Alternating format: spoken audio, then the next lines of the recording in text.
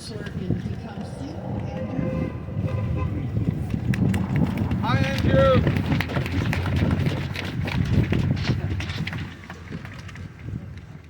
Thank you, and I appreciate the opportunity, Lisa, to be here.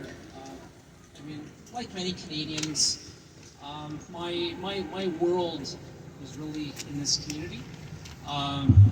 And you know, we take it for granted what we have as citizens of this country, and really don't understand or know the threat that others in the world have to experience. People in Ukraine have been experiencing threats for decades. We've seen the actions, we've seen we've seen what happens when power goes unchecked. We see what happens when we let bygones be bygones, or that's probably not the best description, but when we just hope something resolves itself without standing against a principle, standing against tyranny, and we just say that's a problem for another part of the country, part of the world. And it's been heartbreaking to see the last number of days what has been occurring with the people of Ukraine and what they have had to go through. Just, I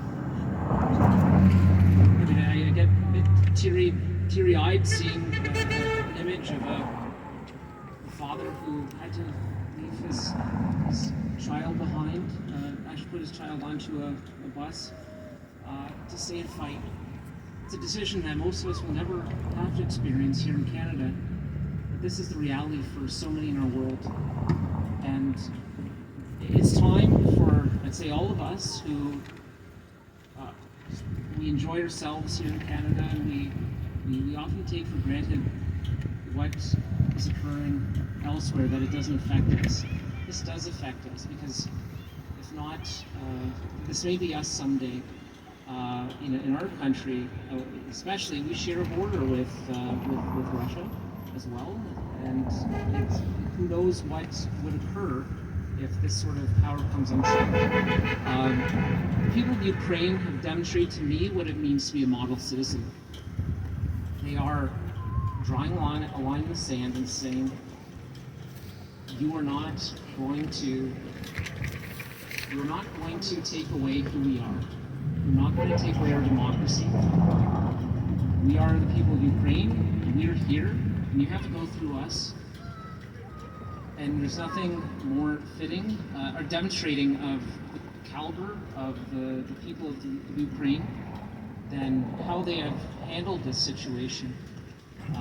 I certainly tip my hat to all those in the Ukrainian community for all that they have had to go through historically, and all that they continue to go through. And while I do feel powerless in some ways, being here, I certainly wish to show my support. Certainly, I know my fellow members of council in Tecumseh have often we do discuss in the world events, and it's just, I think all I can really say is we're here to support. We're here to listen. I certainly want to be here to listen because I have a lot to learn personally about what is occurring with the people of Ukraine, and I'm here to show my support and to say thank you for hosting today and to bring forward an awareness of what is happening to the people of Windsor, and to the broader Essex County. Thank you very, very much. I appreciate the opportunity to speak here today. Thank you.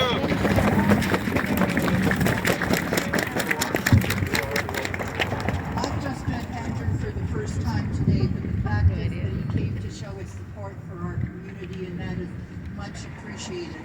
And I know we're going to build on that relationship and get you to know more of us and more of the Ukrainian Canadian community, not only in Windsor but in the town, as it does exist.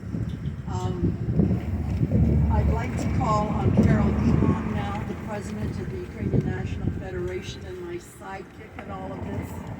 Oh, Carol!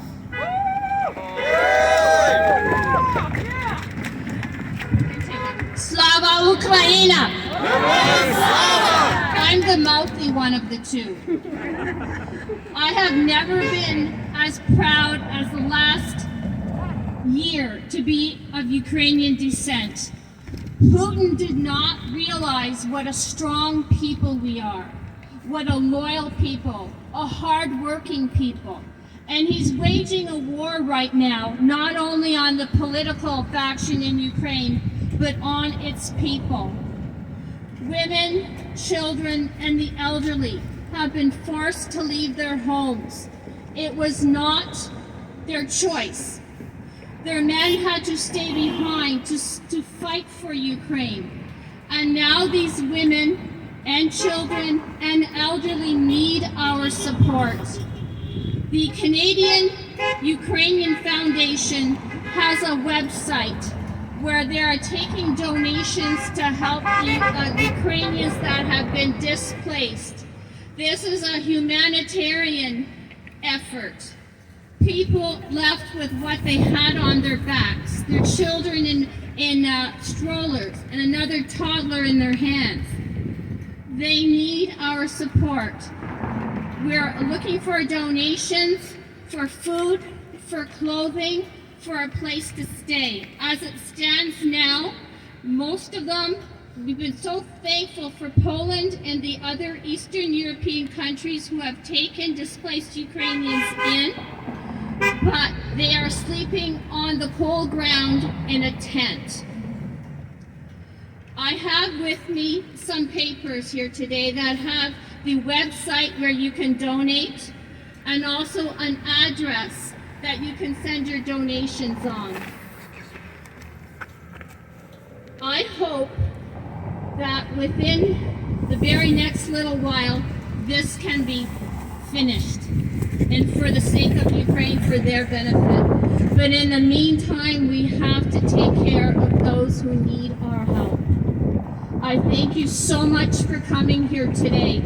It's so impressive, and I'm sure the people fighting in Ukraine would be most happy to see you too.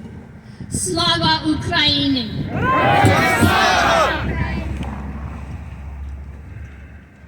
We're almost, oops. Before I pass the mic on to Father Tom, who will give a final prayer for Ukraine, I'd like to thank Mayor Dilkins for having put the Ukrainian flag up at City Hall. He did that without any prompting, and so drive by it or let his office know how much that is appreciated. Plus, there is a lighting show of the colors of Ukraine, blue and yellow, at City Hall as well, too. Trillium Hospital, Olet Campus, thank you for putting our flag on. Yeah, the CEO, I think it's CEO Mushi, is who has Ukrainian roots, also put the flag up there too, without any prompting, but in recognition of support for Ukraine. I'd like to thank the media who have been reporting on our events and the conflict, of course, and that they have sought to present the truth in a time when disinformation flourishes. And obviously be very careful of that. Putin has a nice way of lying about Ukraine. Of course it's for his own people, but there are people out in the rest of the world that do not know enough about Ukraine, as was said, and we have to be prepared to teach them what it means to be Ukrainians. I'd also like to thank all of you and others who weren't able to come today, who have shown their support morally, physically, and who will, if they haven't done so far, financially, to help Ukraine in its time of need. Now I would call Father Tom to come forward, please. Father Tom Hrivna is the pastor, for those of you who don't know, at Saints Vladimir and Olga Ukrainian Catholic Church. And once the prayer has been provided by Father Tom, we will sing one last hymn, the hymn of Ukraine, the anthem of Ukraine, Shtanimela Ukraina, Ukraine will never die. Never. Слава Ісусу Христу! Слава Україні!